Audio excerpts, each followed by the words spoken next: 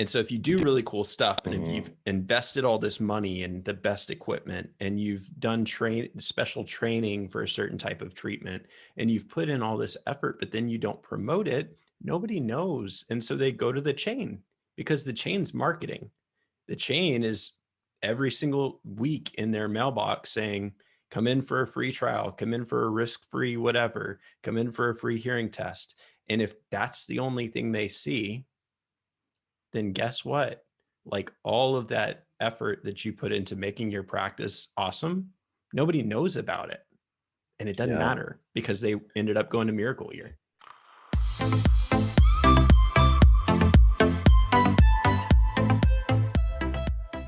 Hey there, this is Dr. Brad Stewart, and I'm with Chris Erickson, my co-founder at Audflow, and we're going to just be chatting a little bit about differentiating your audiology practice today.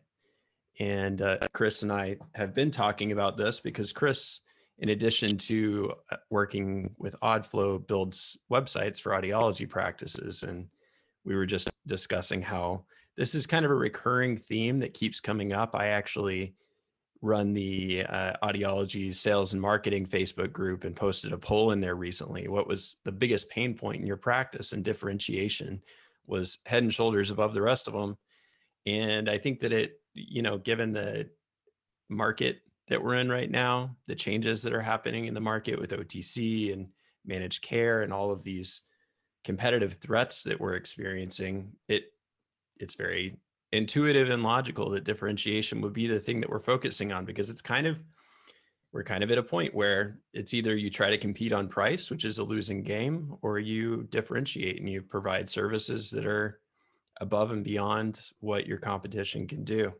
So I'm going to throw it over to Chris, because I think that what we want to do today is we want to talk a little bit about the whole patient life cycle, and just kind of talk about from like the first time a patient sees you through your marketing all the way through to them being a patient in your clinic long term. How do you do things consistently throughout your practice experience to make it different, to make it unique and memorable and something that people want to talk about and share?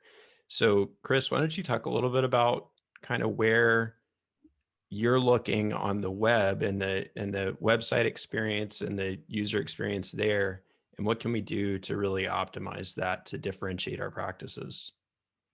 Yeah, yeah, let's do this. Let's do this. So the cool thing about, my experience in this industry is I actually started in audiology before digital was like a big thing.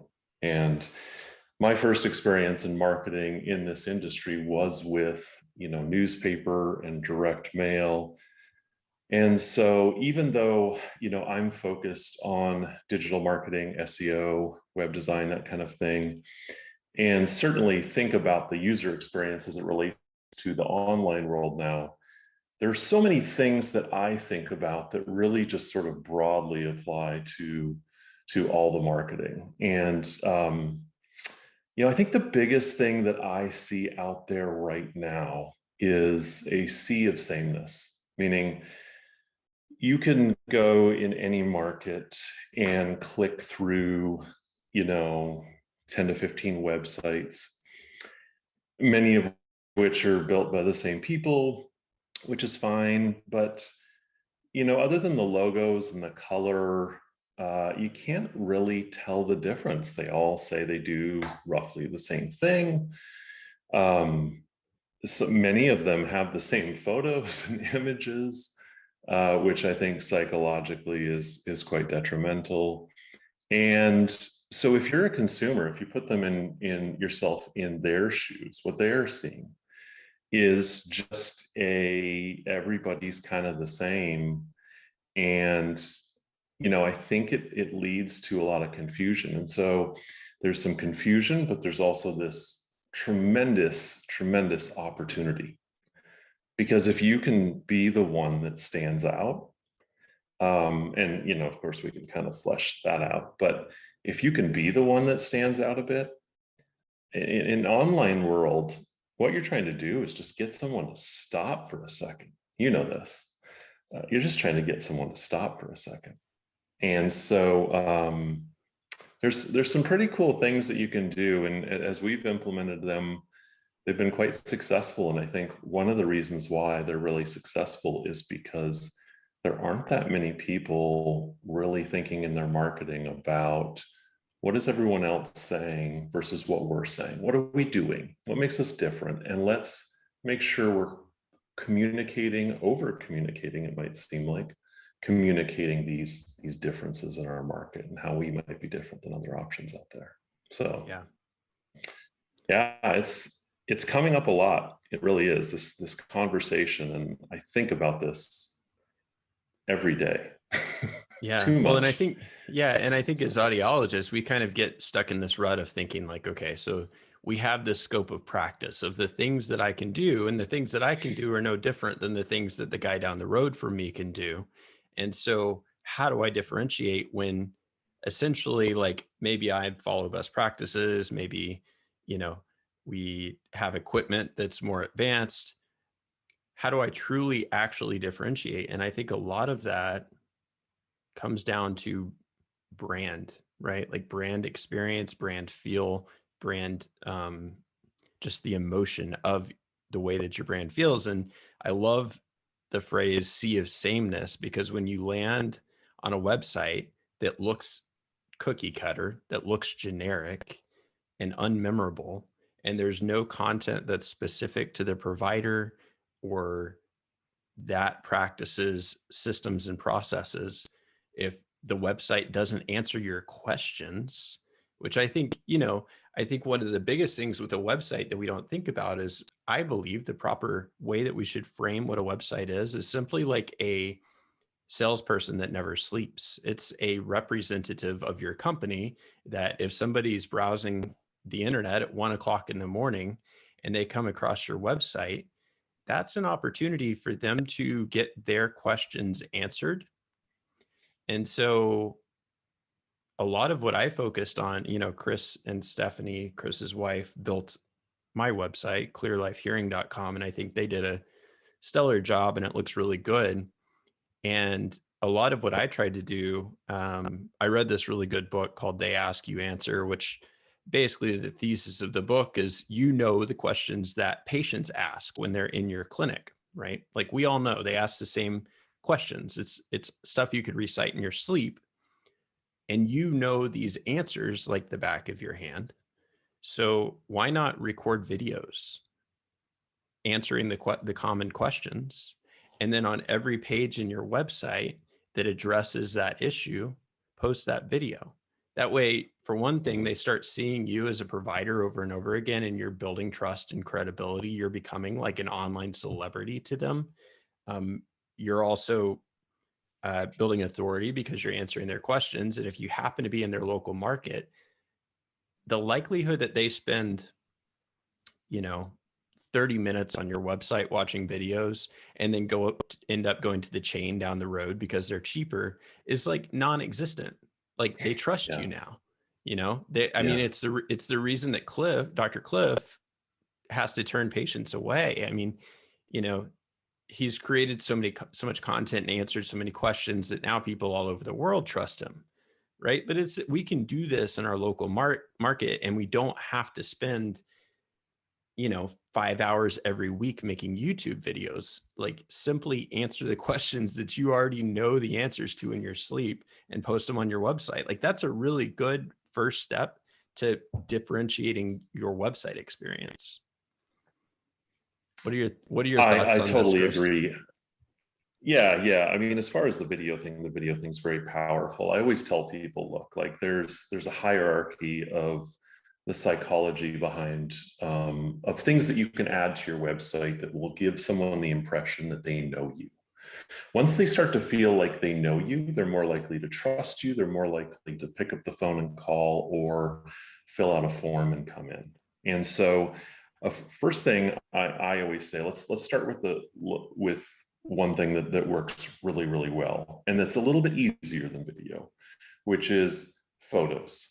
Photos of you doing what you do, action photos, sitting across the desk from a patient, hanging a hearing aid on someone's ear, looking in their ear with a handheld or a video otoscope, doing the earwax cleaning, testing their hearing, all these sorts of things, greeting them at the front door, all these things that you do on a day-to-day basis. If you put yourself in those situations and you capture them visually, then what happens is the user starts to sort of subconsciously put themselves in the position of the patient, and they feel like they know you. And it's just this level of trust you've earned just by showing a picture on your website. It seems silly, but it actually works. And then the next level is video. If you can get people to connect with you and listen to you, and watch your videos, that, I mean, the level of trust that is earned there is unlike anything else you can do. You just really can't pay for anything like that. So it's phenomenal. And I tell people, look, if you can't do video, let's start with some really good like photography, and let's go there. But on the video part, it is becoming, this is the way our society is evolving. And as business owners, I'm a business owner, you're a business owner. You have to think about what skills you bring to the table and the people you're partnering up with, right? So Stephanie, my partner, she's good at some things that I'm really terrible at. And honestly, we couldn't function well if she didn't bring those things to the table. Well, if you're looking to bring on a partner as an audiology practice, let's say, or bring other people on, one of the skills that you really should be looking for is somebody that can do the type of stuff that you do. And I don't think a lot of people take that into consideration when they're hiring. Can this person help us with, if it's not me, can they help us with connecting with our audience and our local market and our community? Can they do some of these things that maybe I'm not comfortable doing? If you are like, the practice owner or the practitioner, and you don't feel like you can do this for whatever reason, whether it's skill or you're not comfortable in front of a video, I do think there are things you can do. And yeah, it's just incredibly powerful. And you've seen it. That's why you believe in it, because you've seen people come in and say things to you. I mean, one of the most impactful things for me, one of the biggest like check marks that I'm doing my job right on marketing, is when a patient comes into the clinic and I walk out to the lobby to introduce myself, and they're like, "Oh yeah, I know who you are." Yeah. Yeah. They feel they don't need the introduction. They know who I am. I had one guy the other day, I never met this guy in my life. I walk out, he's like, "Oh, you lost weight." I'm like, "Oh, I did." I've never met this guy before, but to me, that's like such an indicator that it's working. So, and I believe that part of our marketing budget, and people get intimidated because it's like, I don't know how to shoot video. I don't know how to edit video. Listen, hire people. Like, there are professional photographers and videographers that will film and edit your videos. And you can knock this out in a day.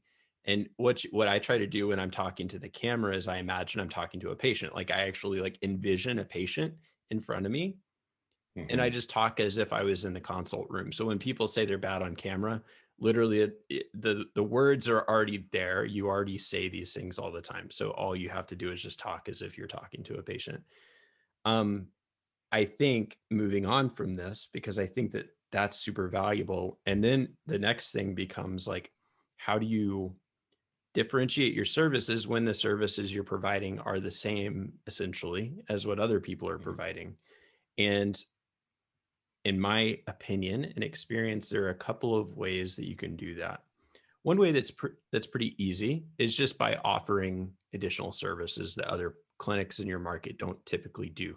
So being a really solid tinnitus provider, doing earwax removal, doing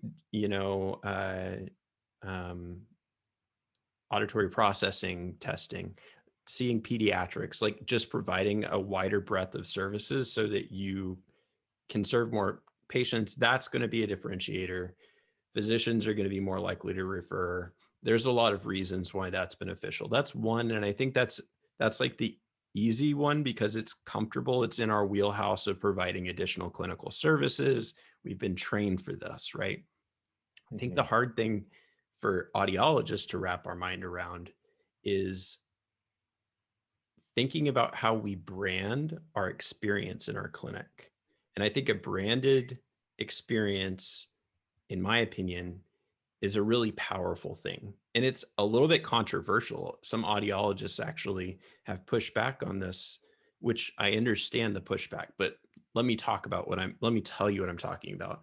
So, like in my clinic, we've branded our auditory rehabilitation program as the neuro hearing treatment program.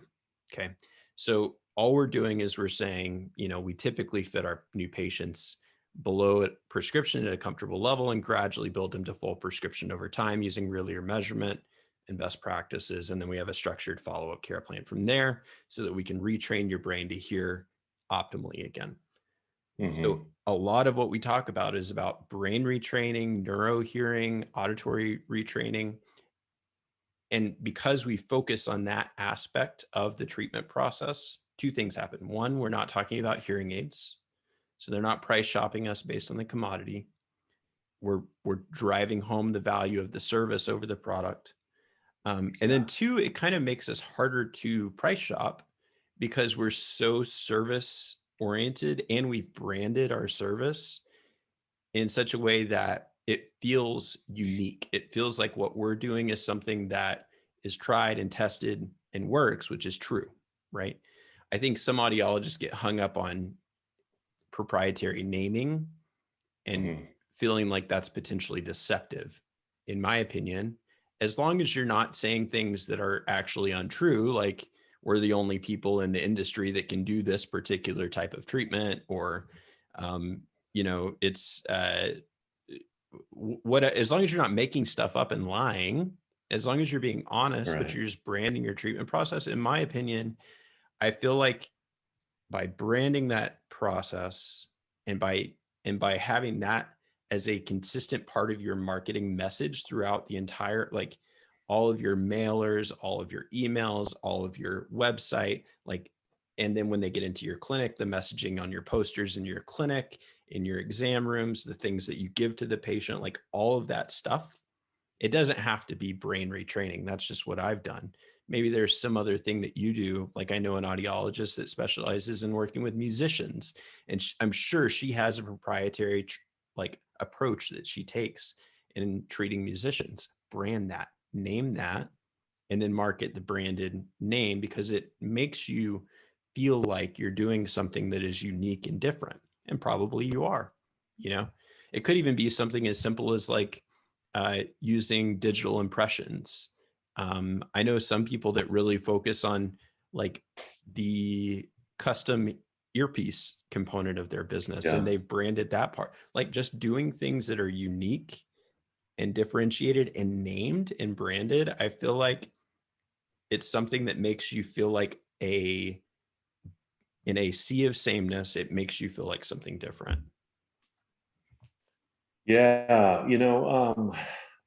I'll say this, it's becoming clear, like just even as we're talking, like with each sort of problem, there are tiers, let's say, of ways that you can go about this. There's like, next level stuff, and there's, something in the middle. And I think the only thing as you talk about this, first of all, I totally agree with you. I think if you can brand it, what you do is you make it a little bit more palatable, easier for them to understand, and you build an experience around what makes you different. I think they're more likely to remember what makes you different. And so I completely agree. That being said, I work with a lot of people who are nowhere near that, right? And so, just like the last conversation, I think there's a level in between what most people are doing and what you're doing, which is starting with at least really spelling out for people what makes you different. And you talked about, like, information that's specific to the provider and specific to the practice. some practices have that on their website, but they bury it on all these pages. You know, they bury their reviews on their review pages. They bury specific information about how they do their process in their about page. By the way, no one usually visits these pages.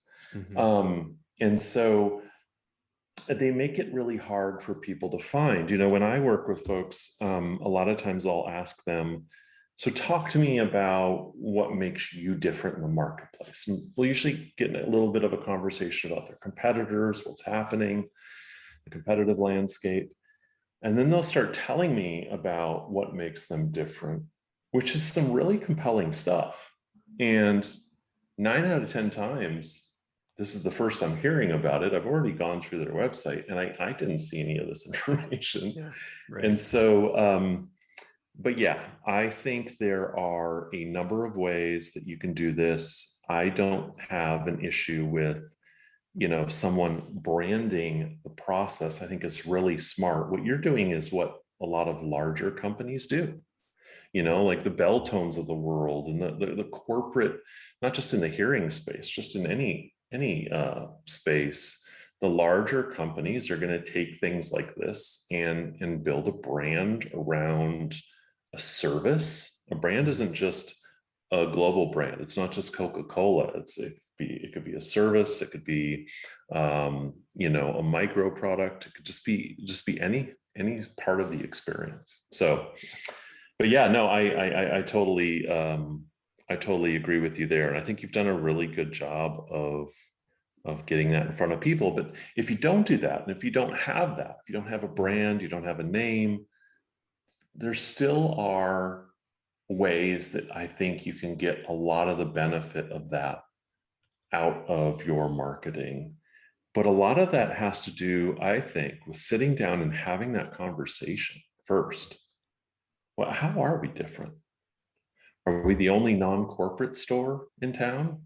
That's something that's different. Are we the only doctors of audiology? That could be something that could be seen as significant. Are we the only ones doing best practices, or, you know, some of these like additional services like tinnitus, APD, other stuff?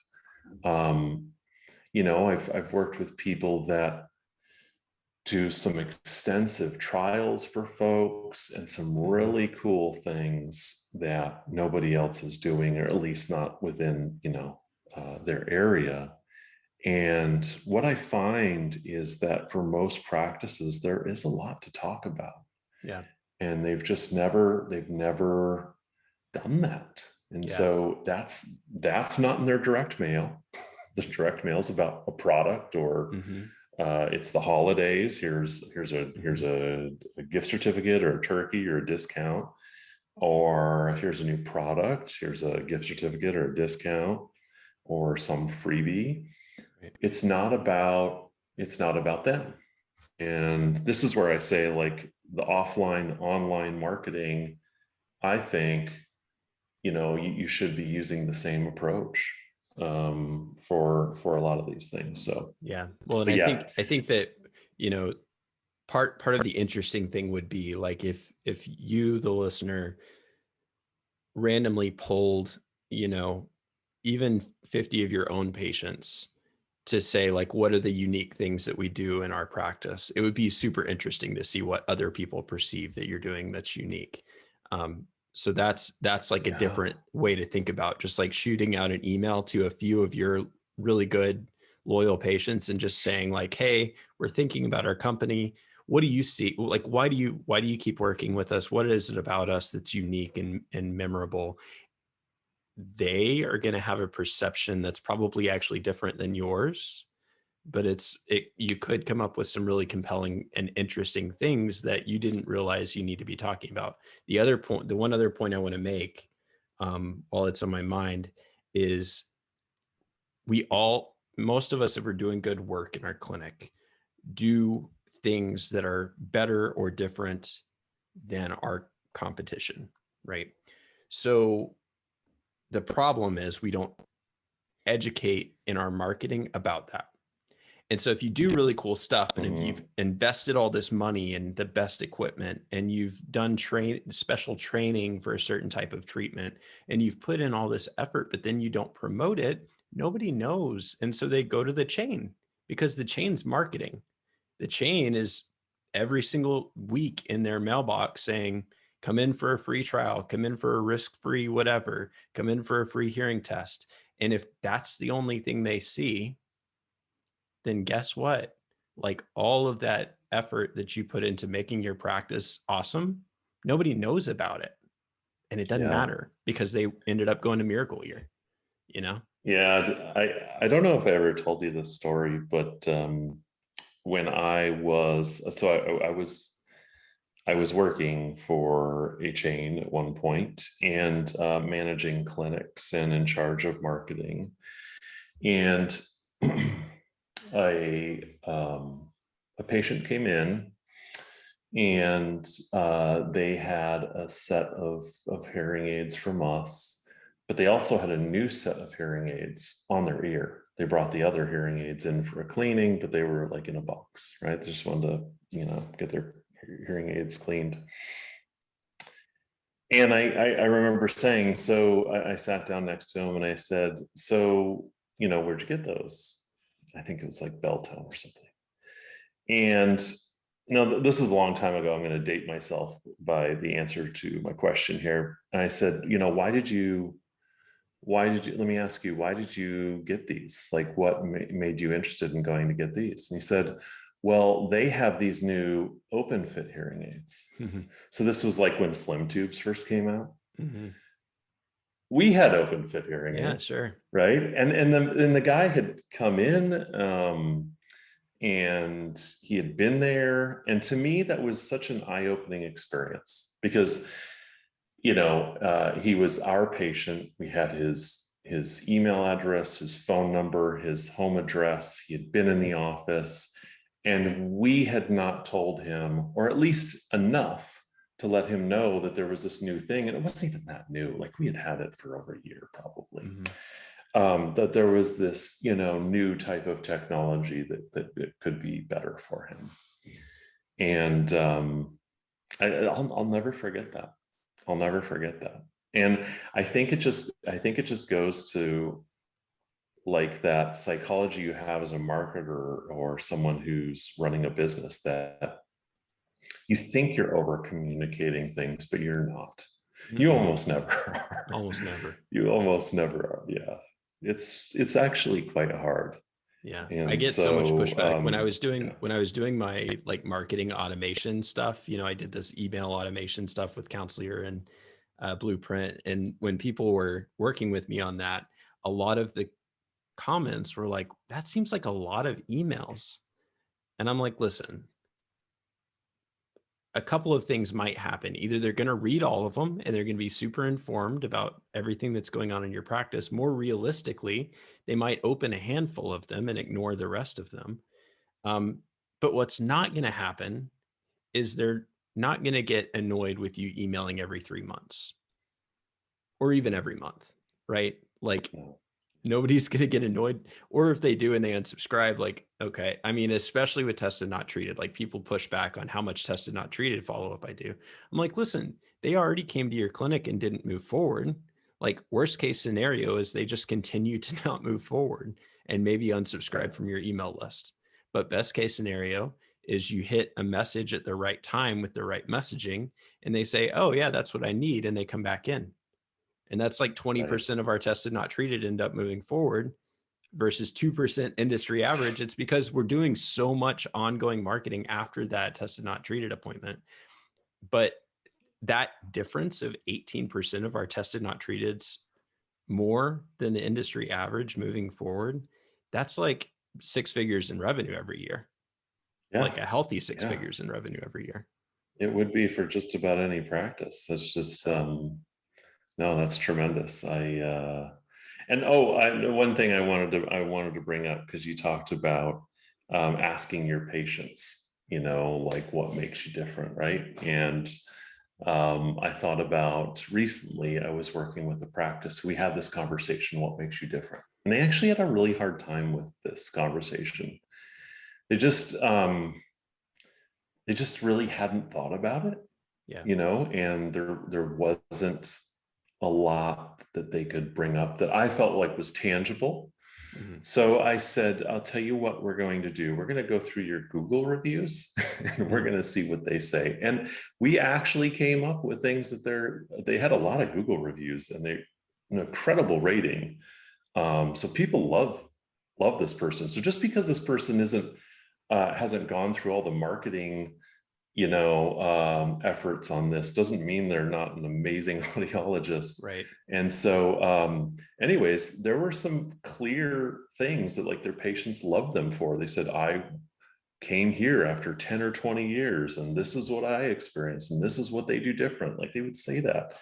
So it was really sort of cool. And I think your idea about polling a few people is pretty cool too. But if you Yeah. do go through and you have 100 or so reviews around the web on Yelp and Google and that sort of thing, you will start to see some things that people are saying, some That's a concepts really and topics good, that they're yeah, doing. that's a really good, like low effort homework activity to see what the Mhm. commonalities are. And I think a lot of us tend to, in our marketing, we tend to get into clinic brain and we use our clinic language, but we really need to be using our patient's language. So reading those reviews and Yeah. seeing the things that people consistently say about you and then Mhm. using their language in your marketing instead of your own, is going to make a difference. Yeah, So 100%. 100%. awesome. I feel like there are a lot of really actionable big takeaways to the point where this might feel a little bit overwhelming. Um, Mhm. do you want to take a stab at like 3 action items that people might do after this talk? I'm happy to jump in and offer one if you want, but what would you say action items would be? Yeah, I think let me just think here for a second. So I think one is to sit down and think about what makes you different.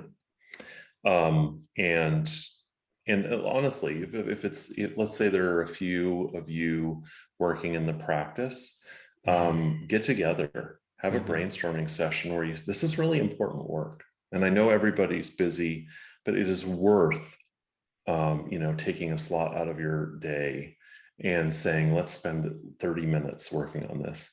And think about what makes you different as a practice, because that's going to really help you craft messaging going forward, whether it's your website or emails or that sort of thing. And I think it's going to help you just as a business owner. So that would be one. Mhm. Two would be, start to think about what kind of ways you've personalized your website. So, do people get to the website and do they feel like they know you? Like, are there pictures of you right up on the homepage or videos? Um, and or do they have to surf around to see this? And there are a lot of stock photos because I think that's a huge opportunity. And then the third thing I would say that's probably a good first set of steps would be: are you talking about everything that you're doing on your website? So if you do best practices, are you talking about that? If you do APD or tinnitus work, or do you have pages on that? Not just like Mhm. a couple of sentences, not just like a blurb. You have pages dedicated to that. Yeah. So that would be, I think, the best ways to, like, the first few steps to take. Then you Mhm. can decide how you want to tackle them, how you can tackle them based on what you have, the skills that you have as a practice. Yeah. The one additional thing that I would add to that is I think it's a really good exercise to write down all of the questions that your patients ask you on a regular basis. Make a Mm. list of all those Yeah, that's a questions good because one. if you That's a ever really, are really good one.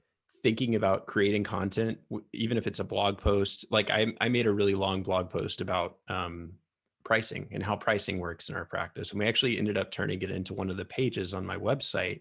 And I have patients comment on that all the time because they really appreciate how transparent we are about how we talk about pricing. But that's a common question, right? How much do hearing aids cost? Literally, Mm. there's your blog title, there's your video title, there's your post title, whatever. Yeah. But all of I mean, that you should be able to easily come up with 50 questions that your patients ask you all the time And then, if you don't want to make a video, write a blog. But Mhm. I feel like making good content that's made by you and your providers, um, as a long-term goal. It doesn't have to. I feel like it can feel overwhelming when you see that list of 50 questions. Now I have to make videos Mhm. or blogs for all of those. Maybe not. Maybe you do one thing a month, right? But at least if you have that list of all of the questions that you know that you want answers for on your website, it gives you kind of marching orders so that you can be more clear on what you need to do going forward. Yeah. Yeah. No, that's good. That's I got to be honest. That's better than the three I gave. No, I Yeah. think I think it's a fantastic, and I know that they mentioned that in the book and Mhm. similar tactics, and I think that's really really good advice because Yeah. look to that for your content. If those questions don't match up with what you're talking about on your website, there's a disconnect there, and you need to find a way to solve that. Whether you go all the way to doing videos and blog posts or doing all of them, you have to figure out how are we going to address these questions. Yeah, Totally. cool. Well, that was a good talk. I look forward to doing more of these, but I hope everyone watching and listening enjoyed it, and we will see you on the next one.